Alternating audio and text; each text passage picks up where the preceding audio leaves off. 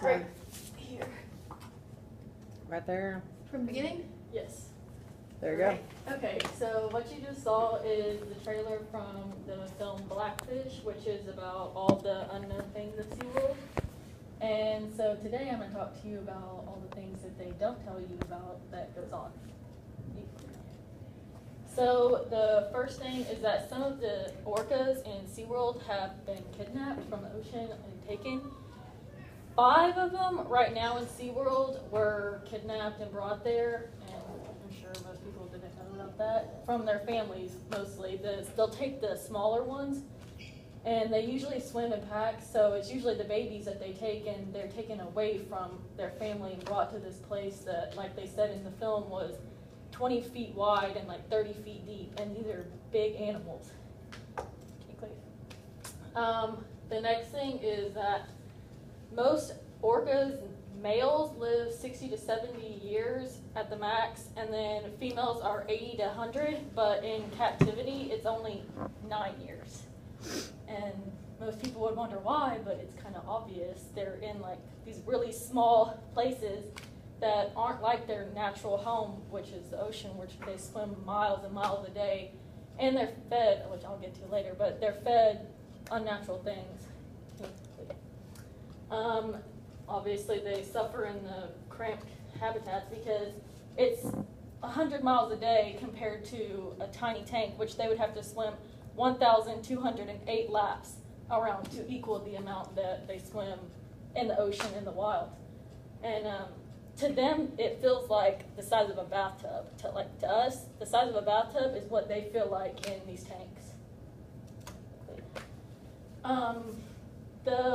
One of the main things that is like a red flag to orcas being unhealthy is this collapsed dorsal fin, which SeaWorld tries to tell everybody that it's normal and that most males have it, but it's really not normal. You don't ever see that in the wild unless something happened.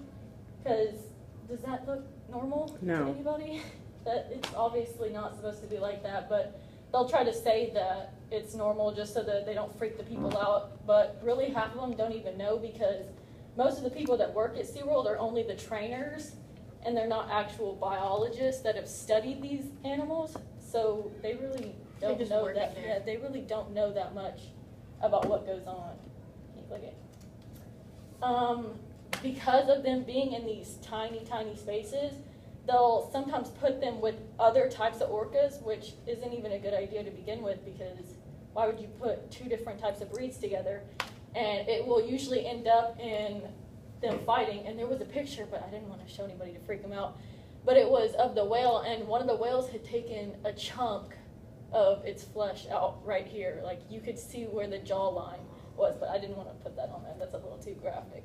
But it was really gross, and why would you want, what if you're in the middle of doing a show and 2 of the whales start fighting in front of kids? Right. That's not something you want to experience at SeaWorld. Their diet, in the wild, they can just hunt and pick whatever they would like because they don't really have a certain diet.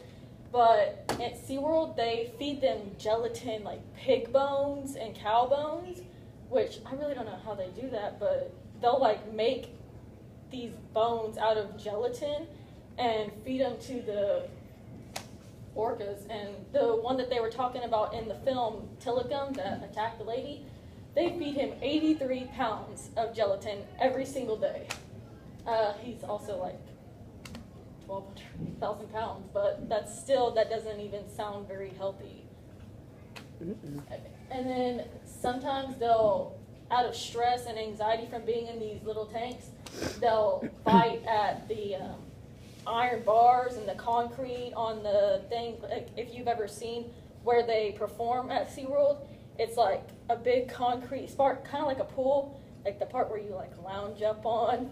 It's like that, and they'll climb on top of that, and they'll just gnaw at it, and it'll break their teeth, and the people they'll still like drill their teeth and fix them, but they don't put them under anesthesia or anything, so they can still feel everything that's happening. And this is all because of them putting them in these tiny, tiny spaces, because they put them in the one that they said was 20 feet to 30 feet deep, for nighttime. But during the day, it's really not that much better because they'll move them to the one that's like maybe 10 feet longer.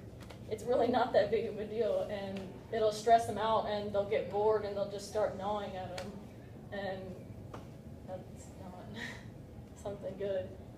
But, and my work side did. But I got all the stuff from the 8 reasons. There's actually 8. I could tell you about 8, but it's basically the same thing over and over again because it talks about the tank size, but that was from the SeaWorld of Hurt. And then National Geographic also published this thing about how this guy, I don't have it on the slides, but this guy that worked at SeaWorld, he trained the orcas, and then he ended up realizing that where they were at was a wrong place. And he's ended up, like, wrote a whole book about all the things that they're doing wrong, and he's trying to get them to put these orcas in a bigger, more natural place that's like, they compared it SeaWorld to Sea Life or something, and it was like this big, just like section of the ocean that they cut off, and they put them in that. So it was that compared to a tiny place. And it was on National Geographic, and then if anyone was interested in watching the rest of the film, then you can go to Blackfish official film site, or it's also on Netflix. And I hope that you got some unknown facts about SeaWorld from me. Thank you.